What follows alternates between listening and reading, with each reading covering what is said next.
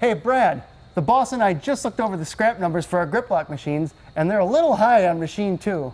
Okay, that's the machine that makes the universal securement device, right? Right. You know, the ones that fasten the tubes for like IVs in the hospital. Okay, well, that machine is older than my great-grandpa, so...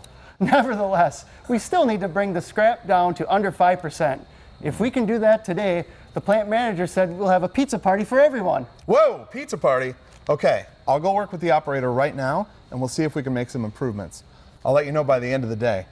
Great, I'll talk to you then.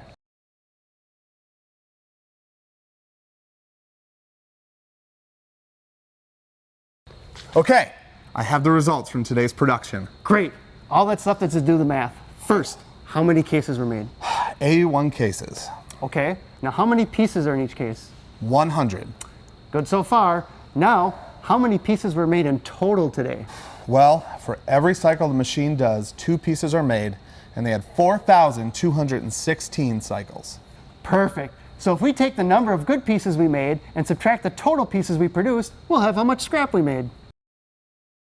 That makes sense. But what is our scrap percentage? That's the important number. There's pizza on the line, Pete. Simple, Brad.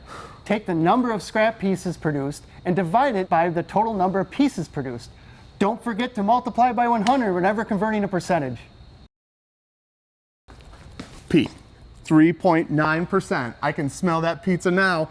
I'll tell everyone the good news. Sounds great. Now, if we can keep our scrap count low, we should save a lot of money, which will benefit the company in the long run. You mean another pizza party with ice cream?